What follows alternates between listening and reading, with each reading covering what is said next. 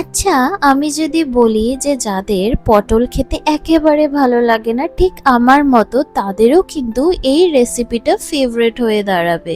হ্যাঁ, অনেস্টলি বলছি এত ভালো হয়েছিল খেতে, মানে বলার মতো না।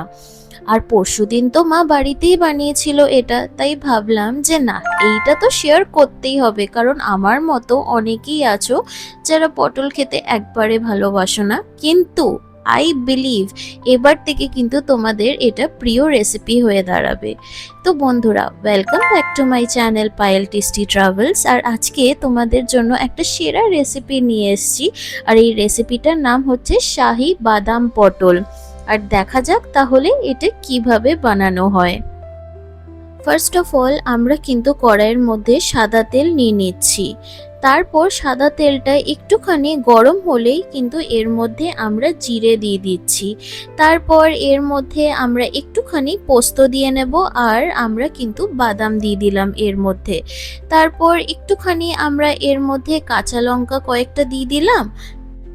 আর হ্যাঁ, কাঁচা লঙ্কাগুলো কিন্তু আমরা হাতের সাহায্যে ভেঙে দেবো। তারপর এই যে তেলের মধ্যে এগুলো দিলাম, এটাকে কিন্তু আমাদেরকে ভালো করে রোস্ট করে নিতে হবে। তারপর আমরা একটা আলাদা প্লেটের মধ্যে এটাকে কিন্তু তুলে রাখবো।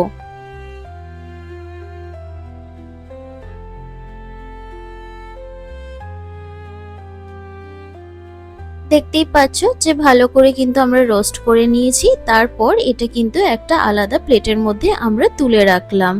এবার এইটাকে কিন্তু আমাদেরকে ঠান্ডা করতে দিতে হবে। গরম অবস্থায় কিন্তু আমরা মিক্সচার গ্রাইন্ডারে এটাকে একদম দেব না। ঠান্ডা হয়ে গেল, তারপর এটাকে কিন্তু আমাদেরকে মিক্সচার গ্রাইন্ডারের মধ্যে দিয়ে দিতে হবে।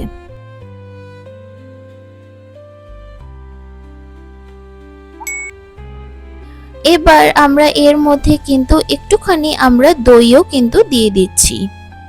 তারপর এর মধ্যে আমরা কয়েকটা ছোট ছোট আদা দিয়ে দিলাম, আর একটুখানি জল দিয়ে ওটার কিন্তু আমরা একটা পেস্ট বানিয়ে নেব, ঠিক যেমন ভিডিওতে দেখাচ্ছে অমনি।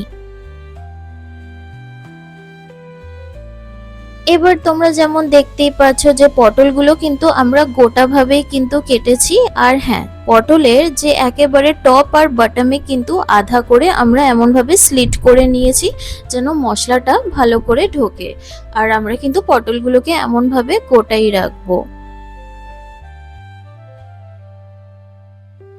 এবার ওই সেম কড়াইয়ের মধ্যেই কিন্তু আমরা সাদা তেল নিয়ে নিচ্ছি। তারপর পটলগুলো কিন্তু আমরা এক এক করে এর মধ্যে দিয়ে দিচ্ছি। তারপর এটাকে কিন্তু আমাদেরকে ভেজে নিতে হবে। আর এমন টাইপের যদি একেবারে ঘরোয়া রান্না, কিন্তু বেশ ইউনিক রেসিপি যেগুলো একেবারে সিম্পল ভাবে হয়ে যায়, অমনি টাইপের রেসিপি পেতে হলে কিন্তু তোমাদেরকে এই চ্যানেলটা সাবস্ক্রাইব করে নিতে হবে, আর কিন্তু বেল আইকনটা প্রেস করে নিতে হবে। তাহলেই তো এমন টাইপের দারুণ দারুণ রেসিপিগুলো তোমাদের নোটিফিকেশানে পৌঁছে যাবে।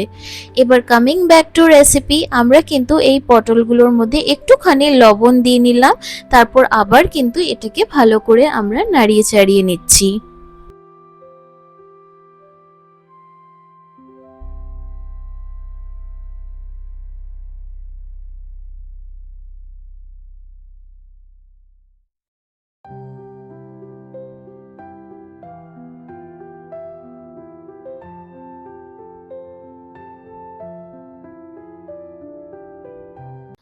আর অনেক সময় কিন্তু পটলটা হতে একটুখানি টাইম লাগে, ওর জন্য যেন ভালো করে সিদ্ধ হয়ে যায় আমরা কিছুক্ষণের জন্য এটাকে কিন্তু ঢেকে রেখেছিলাম।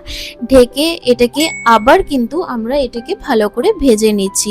দেখতেই পাচ্ছ যে ভাজা ভালো করে হয়েই গেছে, মানে পুরোটা যে একেবারে কালো করে ভেজেছি অমনি কিন্তু না, হালকাভাবে ভেজেছি।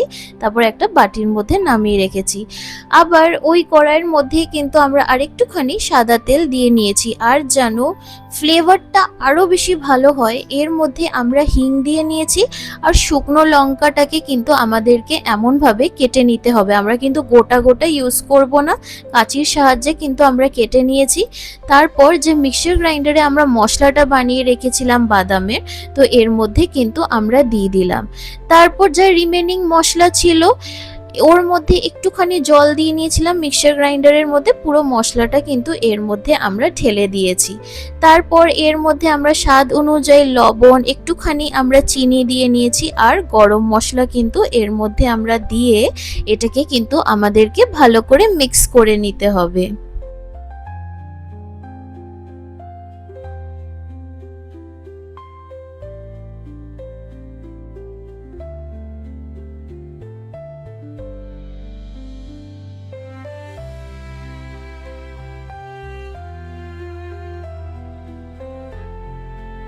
একটুখানি ঘন ঘন হয়ে গেলে আর ভালো করে ফুটে গেলে কিন্তু যে পটলগুলো আমরা ভেজে রেখেছিলাম হালকা করে, এর মধ্যে কিন্তু আমরা এক এক করে দিয়ে দিচ্ছি।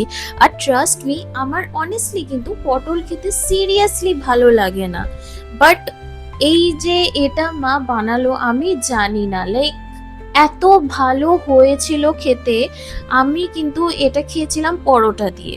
Trust me, I totally loved it. এত ভালো হয়েছিল না খেতে, উফ, মানে বলার মতো না। আর যাই হোক, আমরা কিন্তু এটাকে কিছুক্ষণ ঢেকে রেখেছি যেন ভালো করে জিনিসটা হয়ে যায়, মশলাগুলো যেন ভালো করে ঢোকে। দেখতেই পাচ্ছ যে কি সুন্দর গাঢ় হয়ে গেছে। এটাকে কিন্তু আবার আমাদেরকে একটুখানি ভালো করে মিক্স করে নিতে হবে।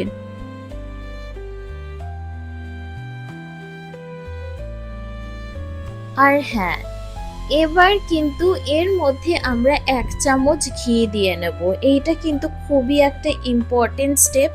ট্রাস্ট মি, একেবারে কিন্তু তোমরা ভুলবে না।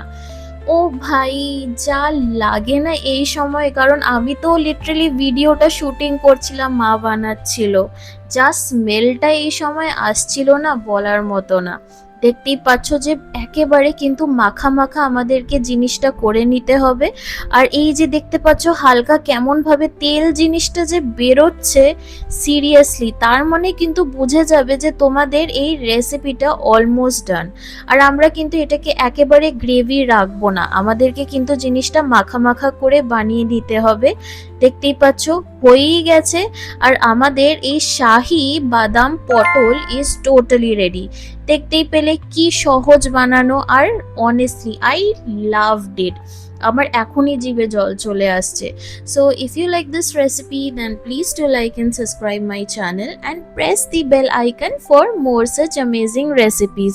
আরও কিন্তু দারুণ দারুণ রেসিপিস তোমাদের জন্য আসতে চলেছে। আর হ্যাঁ, এই পুজোতে শপিং কোথায় করবে বা কোথায় কি কি নতুন ক্যাফেস খুলেছে, সব আপডেটস কিন্তু তোমাদের জন্য আসতে চলেছে। আর এই রেসিপিটা কিন্তু তোমরা বাড়িতে নিশ্চয়ই ট্রাই করো অ্যান্ড আমাকে জানিও যে তোমাদের কেমন লাগলো। So thank you for watching my video. Bye everyone, have a good day and let me know how did you liked it. By.